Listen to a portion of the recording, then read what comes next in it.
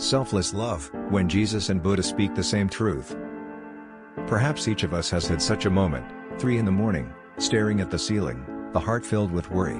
A message left unanswered. A cold glance. That hollow ache in the chest. We call it love, but deep inside, it is fear. Fear of losing, fear of being left behind, fear of not being enough to be loved. We type a few words, then delete them. We wait for a reply like a wanderer dying of thirst in the desert. In that moment, love is no longer spacious. It becomes a rope tightening around our own heart. But if there are two great teachers who truly saw the essence of this pain, they are Jesus and the Buddha. Two men who lived on different continents, in different eras, yet faced the same question. How can one love without suffering? Their answers seem opposite. Jesus said, love everyone, even your enemies. Buddha said, let go of attachment, even to those you love most. One teaches us to open the heart, the other, to open the hand. And when we understand both, we find a love that is both strong and free, deep yet serene. Two people. Two cultures. Two spiritual paths. Jesus, the Jewish carpenter under Roman rule, carrying the message of unconditional love. Buddha, the Indian prince who left his palace to find the path beyond suffering. They were never against each other. Both stood against the same enemy, the fear that makes humanity shrink, close off, and suffer. Both saw that fear as the root of all division. People fear being hurt, so they build walls. They fear a loss, so they hold tight. They fear change, so they try to control. But true love cannot coexist with fear. Love is an open sky, fear is a locked door. One is light, the other darkness. And both Jesus and Buddha showed us how to open that door, from two directions that lead to the same freedom. Jesus, unconditional love and boundless courage. In the first century of a new era, Jewish society was divided by invisible walls. Who is pure? Who is unclean? Who deserves love? Who must be shunned? Then Jesus came, telling a story that shocked his world. The Good Samaritan. A Jewish man was beaten and left on the road.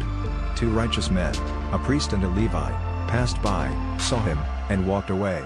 Only a Samaritan, despised and outcast, stopped, bandaged his wounds, and carried him to safety.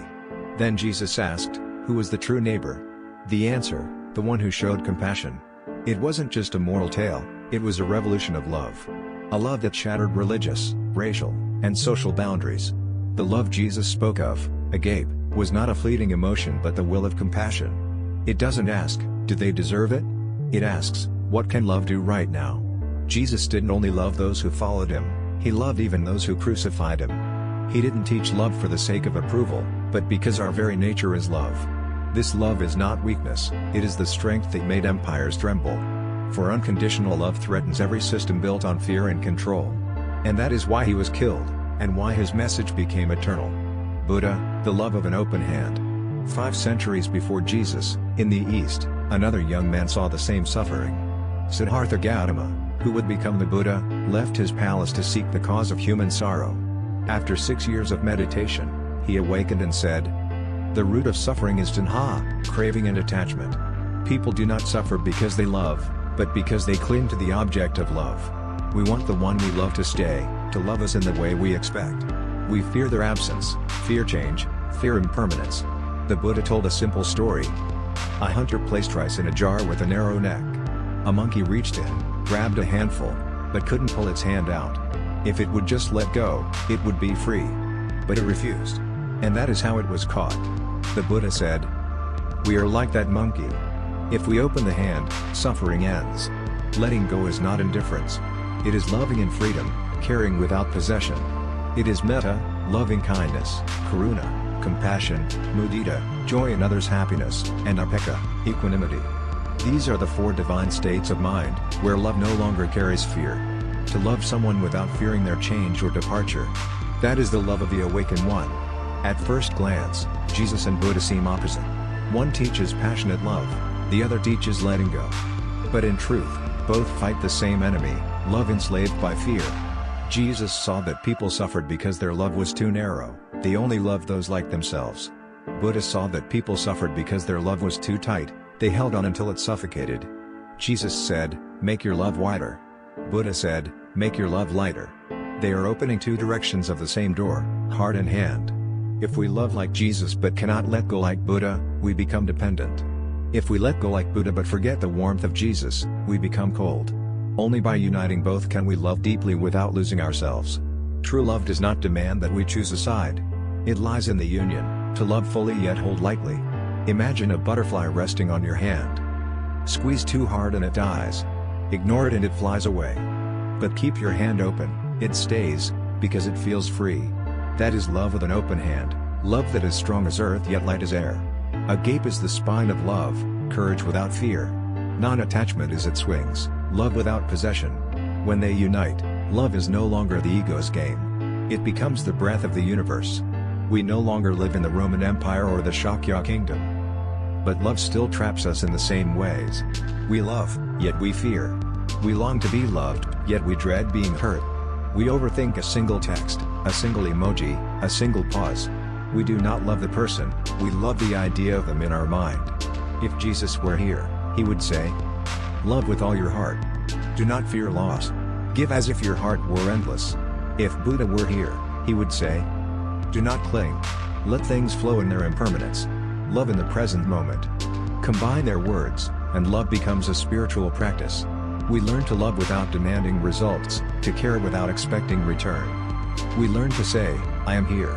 I love you, and you are free." When we no longer need someone to prove our worth, love becomes pure, powerful, and free. Letting go does not mean tolerating harm. Freedom in love still needs boundaries. We can say, "I love you, but I will not accept being hurt. I am compassionate, but I also honor myself." That is not selfishness, it is wisdom. Compassion does not require self-destruction. A simple practice to live this truth. When anxiety arises, pause. Take 5 deep breaths. Feel your clenched fists. Open your hands. Ask, "What am I afraid of losing?" Speak from love, not from fear. Act from freedom, not from lack. Gradually, we learn to live with open hands. Where love is not a cage, but a space for others to breathe and be. Jesus and Buddha may never have met. But if we listen deeply, we hear them speaking of the same thing. Love is the path to liberation. Jesus teaches us to love without fear. Buddha teaches us to love without attachment. And when we love this way, we discover freedom in the very heart of love. Love ceases to be the ego's drama and becomes the expression of awakening. It no longer needs to hold, for it can never be lost. It no longer needs to demand, for it is always present. When we love with open hands, we no longer seek to make someone ours. We only wish them happiness, peace, and freedom. Whether near us or far away. Attachment says, "Be mine." Love says, "Be well." This is the harmony between the heart of Jesus and the wisdom of the Buddha. A gentle flame illuminating the world. The breath of the universe. The true nature of the human spirit beyond fear. And perhaps that is what both masters wanted us to realize. That love is not to possess, but to set free. To love fully, and then let go. That is the path back to freedom. Thank you for watching until the end of the video. Don't forget to like and subscribe to the channel to watch more interesting videos.